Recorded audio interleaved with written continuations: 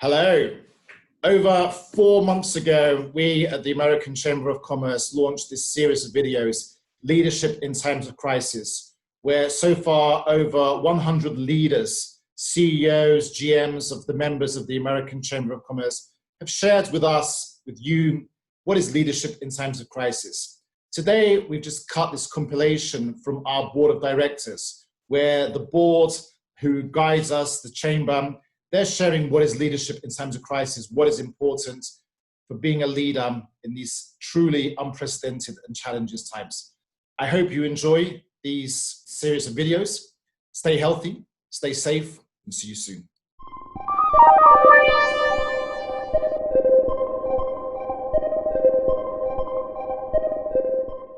On the company side, obviously, much of what you do as a leader is the effect of what you have set up all along, and for us, my leadership style has always been, Andy, it's find the best people, support, the way that you support the best people around you. So I want to be surrounded with the best possible people. And in these times of crisis, you see how important that is. You see how important it is that you've made an investment in finding people who believe in the mission, who live the principles, who have a common vision and are working towards that, who have goals which they've announced and which they regularly change, and who are trusted to execute the strategy. So basically, we are continuing with the highest level of service and value creation to our portfolio companies, to our founders. I think, every crisis creates opportunity.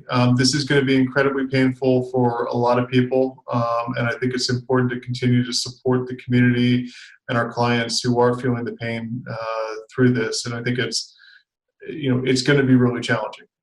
But I do think that coming out of this, there's an opportunity for us to take the lessons learned from this, to do things better, be more digital. And I think Ukraine is uniquely positioned as companies around the world review their supply chains in light of COVID and think about how they're going to redeploy their resources, their manufacturing. And Ukraine is well positioned to potentially attract new jobs, attract new investments, and really long-term be a beneficiary of this. Although it's going to be pretty painful in the short term, and we can't lose sight of that. There are a number of organizations and financial institutions that are there to help, and it's important at this stage to take care of the livelihood of people and obviously employment. Hopefully the authorities will be supportive as well. But then we need to focus on the recovery phase, and in the public sector, infrastructure development is crucial, and in the private sector, investments are crucial in order to make sure that we are well equipped to get out of this.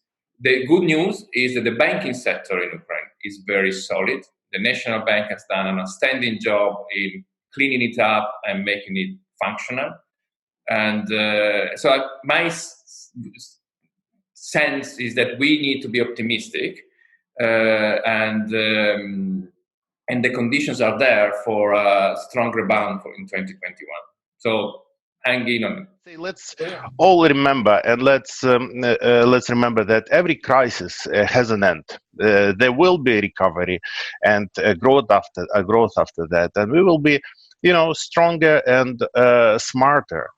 And one thing that I think will change is changing in the mindset. In the mindset of people.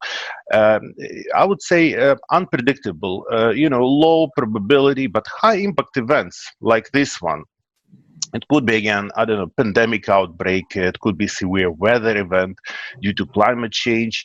There could be all sorts of unforeseen events in the future, and we have to be prepared for that. So that realization, this mindset change will make us stronger and more resilient.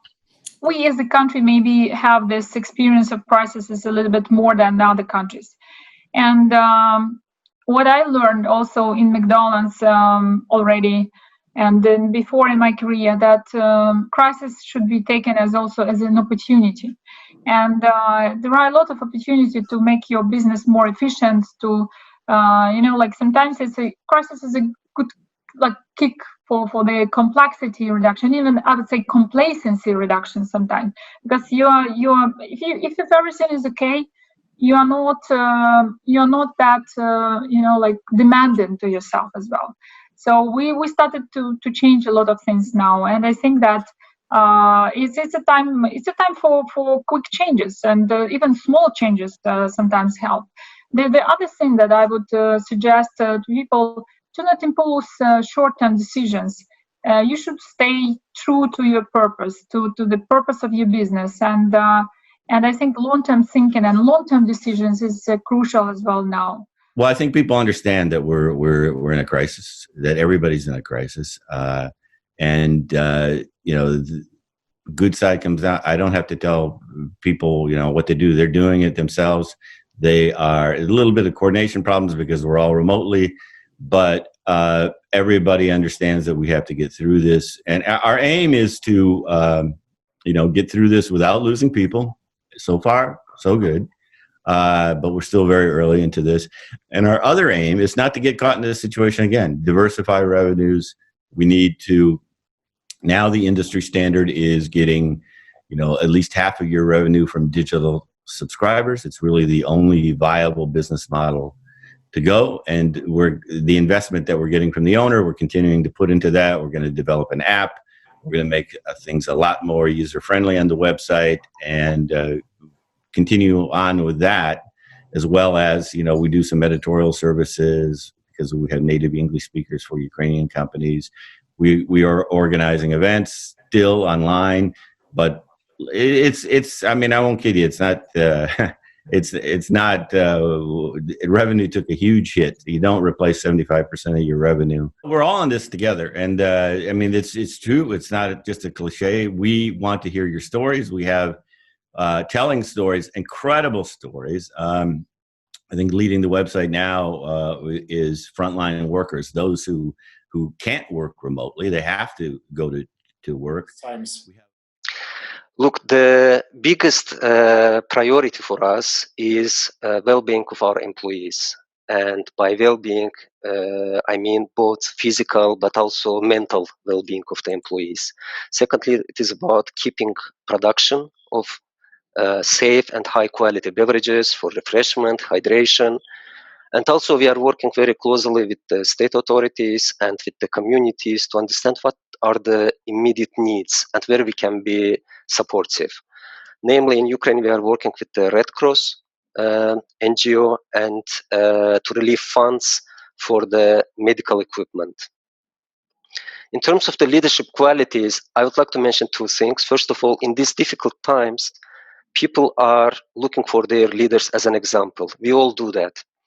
And for me to be able to lead others, first of all, I need to learn to lead myself. And this means that stay optimistic, stay confident, and stay resourceful when the team needs it. Ну, я понимаю, что, знаете, так, точка сидения очень сильно точку зрения определяет. Я понимаю, что телеком в очень неплохой форме находится на самом деле. Все в том, что есть падение, есть потеря базы, есть потеря доходов. Ну, то есть все сжимается, экономическая активность. Но мы явно, наверное, чувствуем себя лучше, чем какая-нибудь сеть кинотеатров, ну, да, которая просто закрыта. И тем не менее я возвращаюсь к тому же парадоксу. Нельзя терять надежду, что в конце концов все стабилизируется, и мы вернемся к нормальному периоду роста, мы вернемся к нормальному периоду запуска новых сервисов, бизнес-развития как такового. Вот. Мне кажется, необходимо принять текущую действительность и в рамках нее делать все, что возможно. Вот это вот то, на чем мы пытаемся сейчас сфокусироваться. I would say, together with my lead team, we are relearning now what are the most important qualities during this period. And first of all, we learn from each other, but based on my personal experience, there are few which I believe are of high importance in these days. Like, for example, the ability to demonstrate resilience in the tough, unfavorable conditions, also the ability to connect with people, even more than before, and understand, listen to them, understand their concerns, and be able to address them.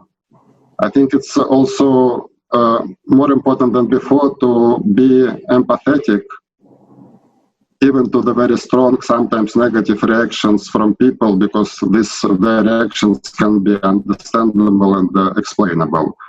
Also important, in my point of view, to have a very realistic assessment of the current situation, not really to be blind, to call things how they are now, but at the same time have a very strong plan how to reboot when the situation is getting better, and be able to show a good picture to improve confidence of your organization.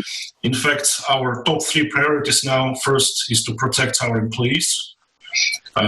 Luckily, all of them now are safe and sound. The second priority is to secure business continuity.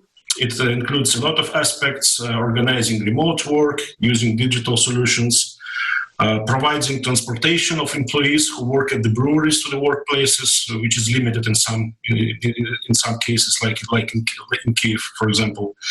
And the third priority, of course, is to support the communities, and this also includes a lot of things.